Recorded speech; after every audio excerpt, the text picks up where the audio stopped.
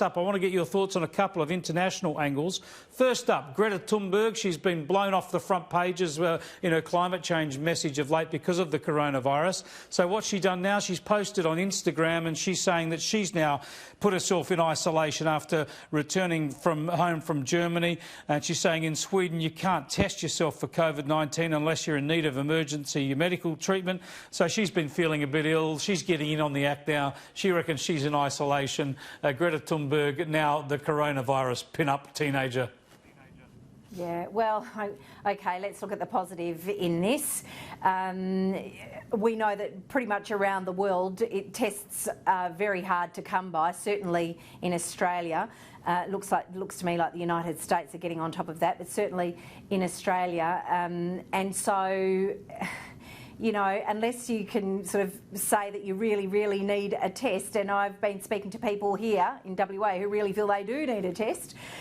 So Greta's like a lot of people who feel a bit unwell and can't get a test. The second thing is, if Greta makes young people realise that this illness doesn't just affect the elderly, then I'll give her a pass on that one. Well, if she's feeling ill, she's done the right thing going into isolation, and if she's, let's hope she hasn't got coronavirus. If she has, the good news is because she's young, she should barrel on through it. So let's hope all that works out all right. Let's go to the US, where President Donald Trump, in his usual style, is talking a huge game here, essentially saying America can shut down the virus over the next 2.5 weeks and then start opening again in Easter. I mean, he's just kidding himself, isn't he? I think so, Chris. And I was watching Fox News a few nights ago now, and there was an emergency doctor on a panel, and the doctor was in New York City. Now, he was talking about patients turning up to his emergency clinic, 50% of them who were walking in with flu-like symptoms but didn't feel that they were ill enough to present at emergency were testing positive for COVID-19. I think New York's been hit pretty hard, so too New Jersey. I understand that what Trump is now saying is perhaps getting the economy going region by region, but as we've seen with our government, and it's really tough medicine for people to take, we have to shut it down. I understand Trump's going into an election, and I know that a lot of his followers will probably support his stance, but he is talking a big game. I think we'll watch this day by day, but honestly, health comes first. And I just want to touch on that, Chris. I've been trying not to go out at all. I've been broadcasting from home.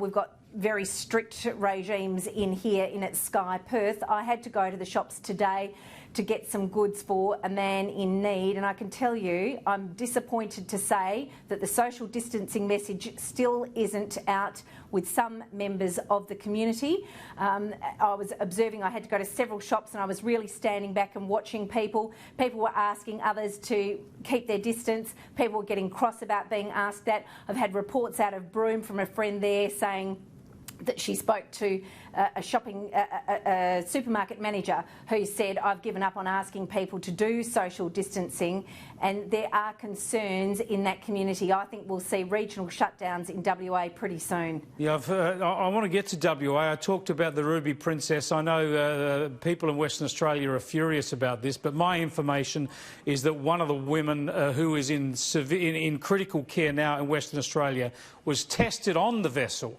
was symptomatic while staying in Sydney for 2 days afterwards, flew back to Perth symptomatic, and is now fighting for her life. But the fact that authorities could allow that to happen is unforgivable. It is absolutely shocking, Chris, and good work by the Australian newspaper. I was on the front page on Saturday night, and that story came through that people were allowed to disembark that ship in Sydney at 29 minutes past 2 in the morning. Now, what does that tell you?